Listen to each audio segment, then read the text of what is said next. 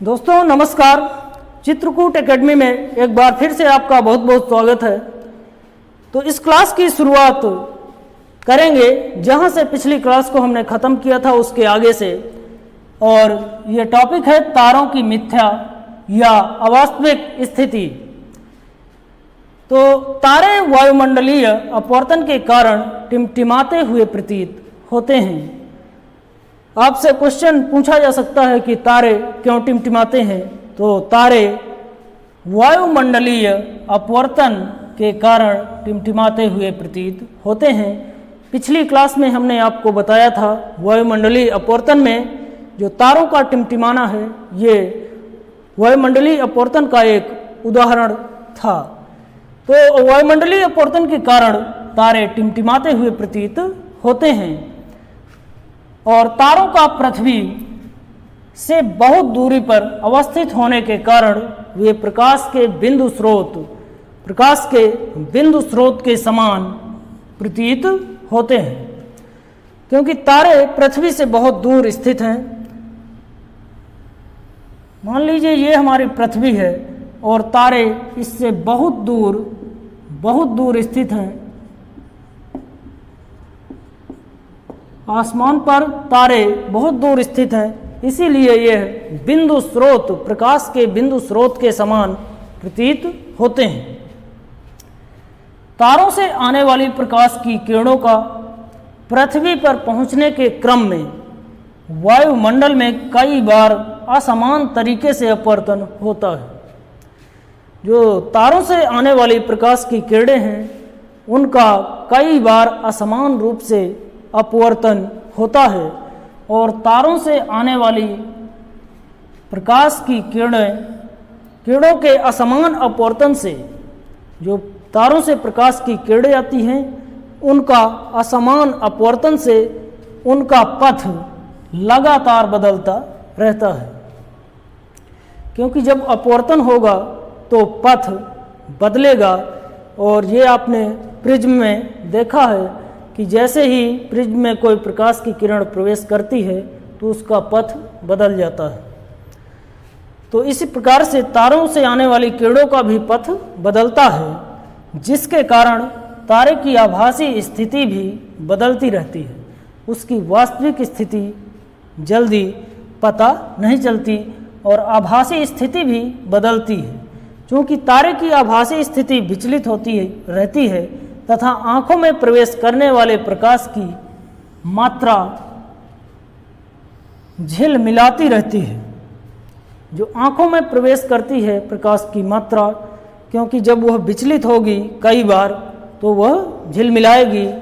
जो तारे से प्रकाश की किरण आएगी तो कई बार विचलित होने से जब आंखों में हमारी उस किरण का प्रकाश आता है तो वह झिलमिलाती हुई प्रतीत होती है, जिसके कारण कोई तारा कभी चमकीला तो कभी धुंधला प्रतीत होता है और तारे हमें टिमटिमाते हुए प्रतीत होते हैं। यही कारण है कि तारे हमें टिमटिमाते हुए प्रतीत होते हैं। जैसे ही तारे से ये प्रकाश की कोई किरण चली तो बीच मार्ग में इसका कई बार अपवर्तन होता है। मान लीजिए यहाँ पर कोई अवरोध आया और इस किरण का अपवर्तन हो गया तो इसका मार्ग थोड़ा विचलित हो गया। इसके बाद ये आगे चली और आगे फिर यहाँ पर कोई अवरोध आया और इसका मार्ग फिर से विचलित हो गया। तो इस प्रकार से यह कई बार विचलन के कारण तारे हमें टिमटिमाते हुए अर्थात झिलमिलाते हुए प्रतीत होते हैं।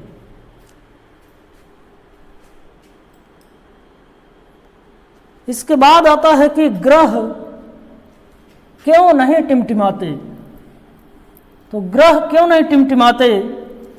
ग्रह तारों की अपेक्षा पृथ्वी के बहुत पास हैं और पास होने के कारण यह प्रकाश के विस्तृत स्रोत की भांति माना जाता है। जो ग्रह हैं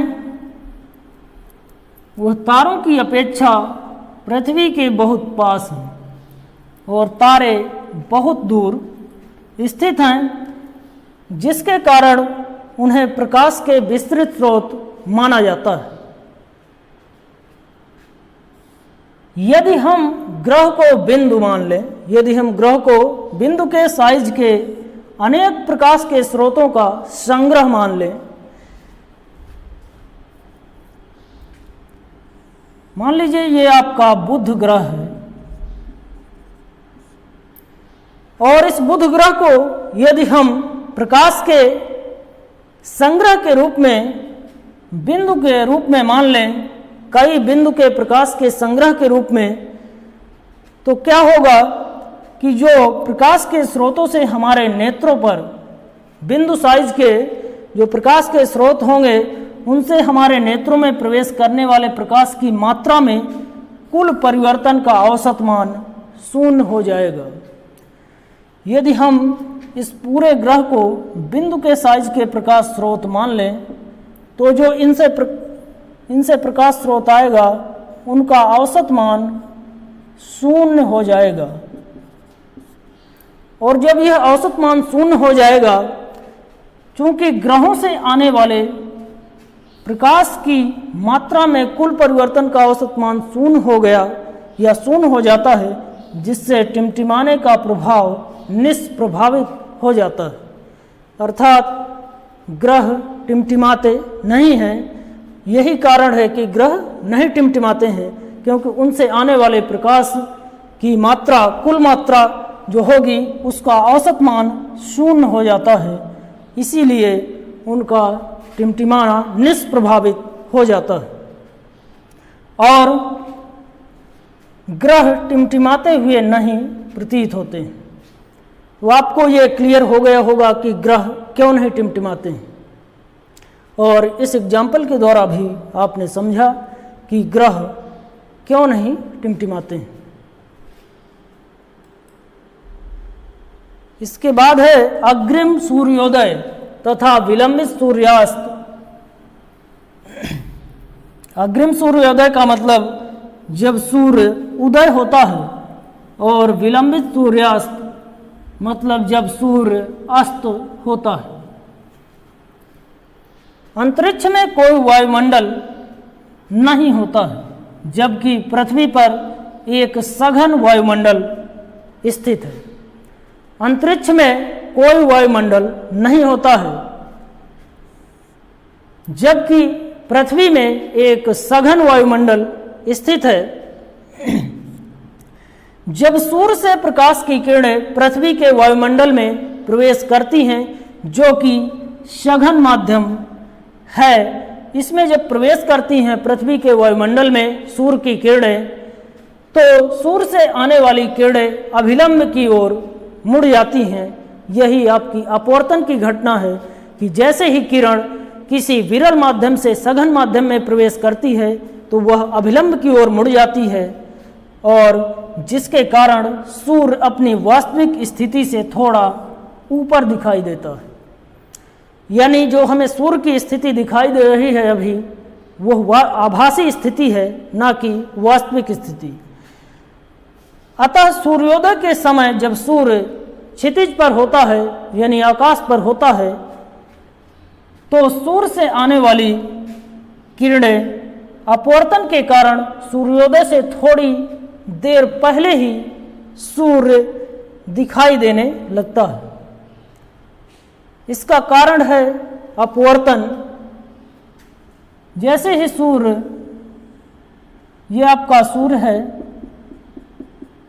और यह सूर्योदय से थोड़ी देर पहले ही हमें दिखाई देने लगता है, और इसका कारण है अपवर्तन कि क्योंकि पृथ्वी का वायुमंडल सघन है और अंतरिक्ष में कोई वायुमंडल नहीं है, तो जैसे ही सूर्य की किरणें पृथ्वी पर के वायुमंडल में प्रवेश करती हैं, तो वह सघन माध्यम है अंतरिक्ष की अपेक्षा।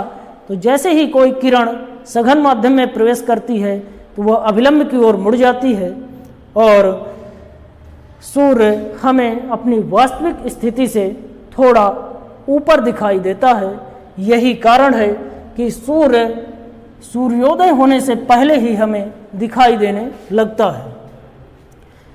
सूर्य के दिखाई देने का वास्तविक समय जो वास्तविक समय है सूर्योदय से 2 मिनट पहले होता है। सूर्य के दिखाई देने का जो वास्तविक समय है वो सूर्योदय से 2 मिनट पहले, इसको आपको याद रखना है। ये 2 मिनट पहले ही हमें सूर्योदय से 2 मिनट पहले ही सूर्य हमें दिखाई देने लगता है। इसे अग्रिम सूर्योदय कहते हैं। इसी का नाम है अग्रिम सूर्योदय, क्योंकि सूर्योदय से 2 मिनट पहले ही हमें सूर्य दिखाई देने लगता है। और क्यों दिखाई देता है ये आपने समझा तो आपको ये बात क्लियर हो गई होगी। इसके बाद आगे चलेंगे।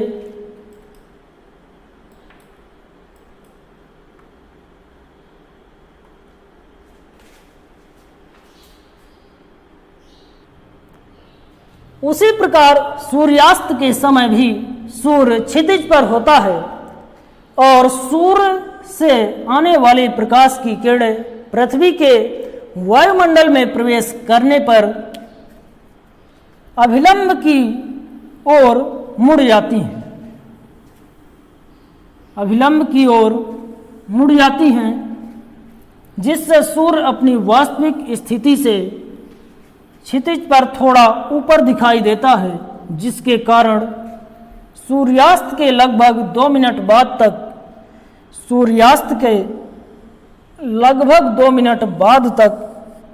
सूर्य दिखाई देता रहता है। यहाँ पर यह सूर्योदय के समय 2 मिनट पूर्व, सूर्योदय के समय 2 मिनट पहले और सूर्यास्त के समय 2 मिनट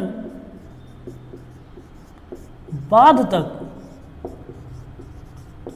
सूर्य हमें दिखाई देता रहता है। इसे विलंबित सूर्यास्त कहते हैं। अब यह दोनों टॉपिक आपको क्लियर हो गए होंगे कि विलंबित सूर्यास्त और अग्रिम सूर्योदय किसे कहते हैं। तो इसको आप यदि परीक्षा में आए तो आप इसको लिख सकते हैं। इसको आप समझेंगे तो ज़्यादा क्लियर होगा। इसी परिघटना के कारण ही सूर्य तथा सूर्यास्त के समय, इसी परिघटना के कारण सूर्योदय तथा सूर्यास्त के समय सूर्य की चक्रिका चपटी प्रतीत होती है। यानी सूर्य की जो ये चक्र होता है वो चपटा हुआ प्रतीत होता है। इस प्रकार से ये आपका कंप्लीट हुआ। इसके बाद आगे देखेंगे प्रकाश का प्रकीर्णन, स्कैटरिंग ऑफ लाइट। तो आइए देखते हैं प्रकाश का प्रकीर्णन। वायुमंडल में निलंबित सूक्ष्म कणों द्वारा प्रकाश की किरणों का असमान परावर्तन प्रकाश का प्रकीर्णन कहलाता है। प्रकीर्णन का अर्थ होता है छितरना या फैलना, छितरना या फैलना। प्रकीर्णन का अर्थ होता है फैलना। तो वायुमंडल जो होता है हमारा वो धूल कणों से भरा हुआ है। धूल कण विद्यमान रहते हैं वायुमंडल में, तो जो कि वायुमंडल में घुलते नहीं हैं।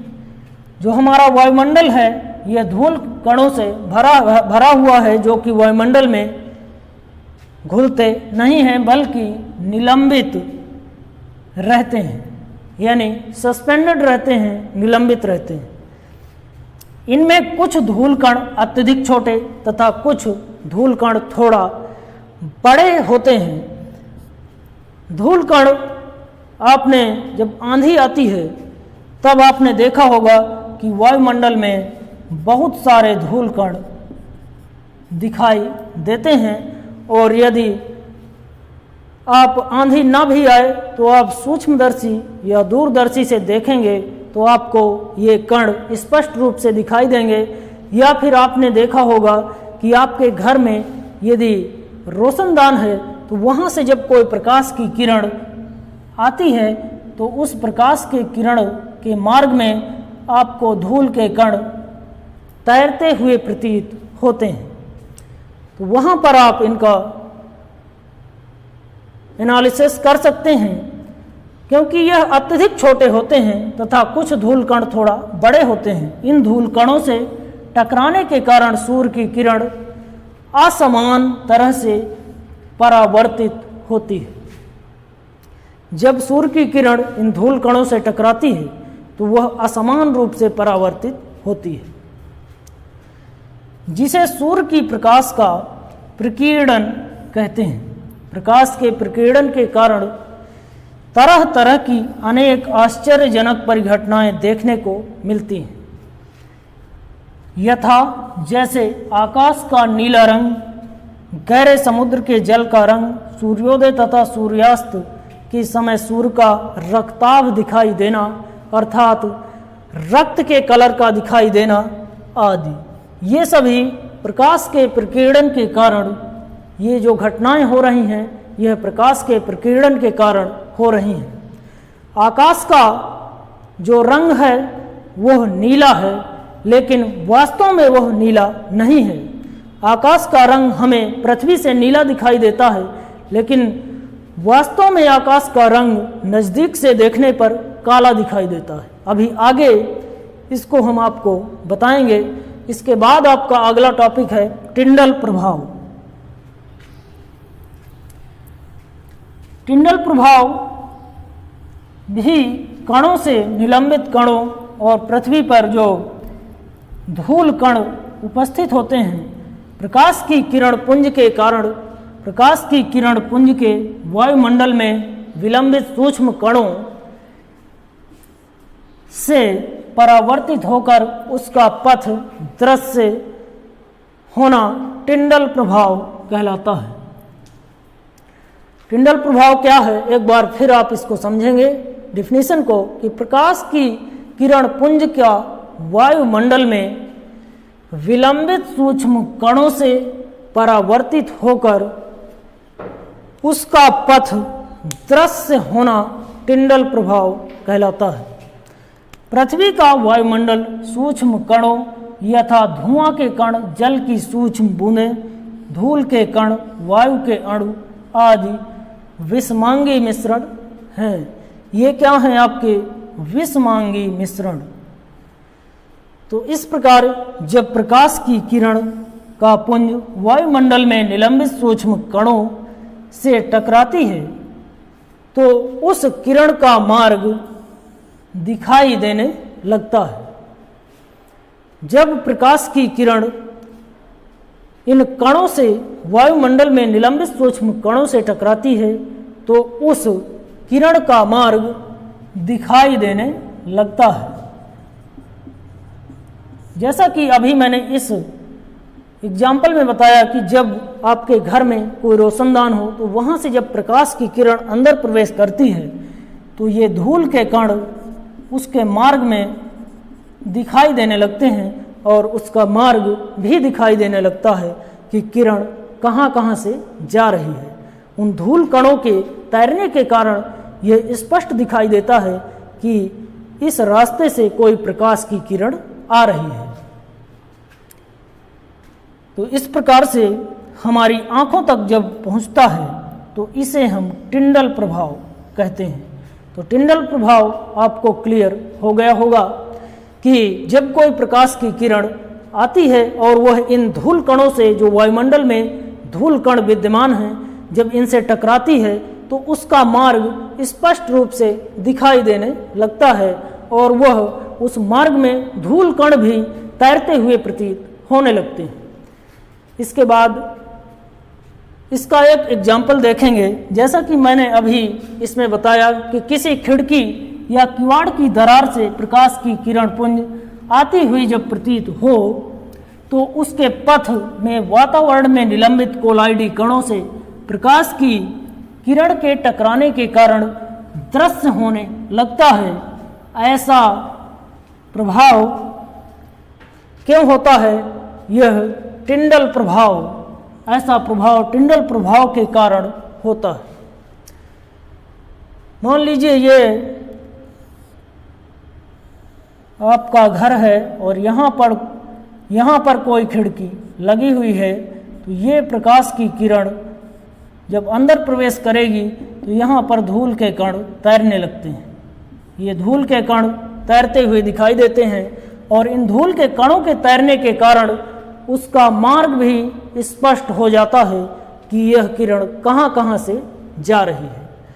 इसके बाद दूसरा एग्जाम्पल है, इसी तरह जब किसी घने जंगल में पेड़ों की पत्तियां, उससे प्रकाश का पुंज नीचे आता है। जब बहुत घना जंगल होगा कहीं पर, ये मान लीजिए यहाँ पर बहुत घना जंगल है और जब बहुत घना जंगल होगा तो प्रकाश की किरणों को नीचे आने में थोड़ा कठिनाई होगी, लेकिन वह कोई रास्ता यदि पा जाती हैं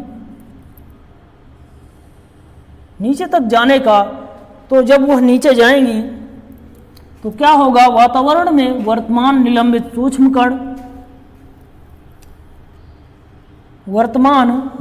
सूक्ष्म कणों से प्रकाश की किरण का परावर्तन होने के कारण प्रकाश पुंज का पथ दृश्य होने लगता है। ये प्रकाश पुंज जैसे ही आएगी, इसका पथ इन धूल कणों के कारण, निलंबित कणों के कारण, सस्पेंडेड पार्टिकल्स जो होंगे, सस्पेंडेड स्मॉल पार्टिकल्स, इनके कारण इस प्रकाश की किरण का मार्ग दिखाई देने लगता है कि कहाँ कहाँ से किरण जा रही है। तो इस प्रकार से इसका पथ दृश्य होने लगता है। प्रकाश पुंज के पथ का दृश्य होना टिंडल प्रभाव कहलाता है या टिंडल प्रभाव होता है। इसके बाद आता है स्वच्छ आकाश का नीला रंग क्यों दिखाई देता है। तो स्वच्छ आकाश का नीला रंग क्यों दिखाई देता है, इसको हम पढ़ेंगे अगली क्लास में, और इस वीडियो को हम यहीं पर समाप्त करेंगे क्योंकि वीडियो बहुत लंबा हो जाएगा। और आइए चलते हैं आज के सवाल पर। और यदि यह वीडियो आपको अच्छा लगा हो, आपको समझ में आ रहा हो, तो आप हमारे चैनल चित्रकूट एकेडमी को सब्सक्राइब करें, वीडियो को लाइक करें, अपने दोस्तों के साथ शेयर करें, और जहां पर आपको समझ में ना आ रहा हो वहां पर कमेंट बॉक्स में आप क्वेश्चन पूछ सकते हैं। तो आइए चलते हैं आज के सवाल पर। आज का सवाल, तो आज का सवाल यह है कि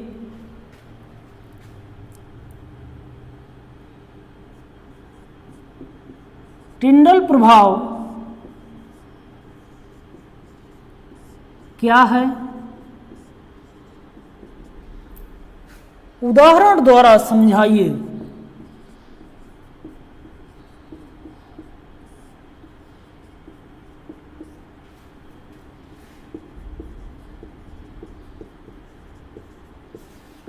और दूसरा क्वेश्चन है,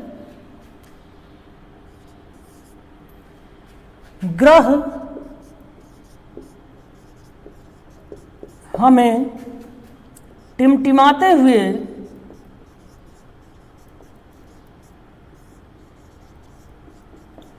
क्यों नहीं दिखाई देते हैं।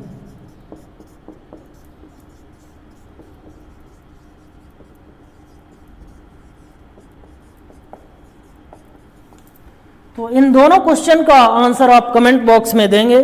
तो आज का वीडियो हम यहीं समाप्त करते हैं, मिलते हैं अगले वीडियो में। तब तक के लिए नमस्कार, धन्यवाद।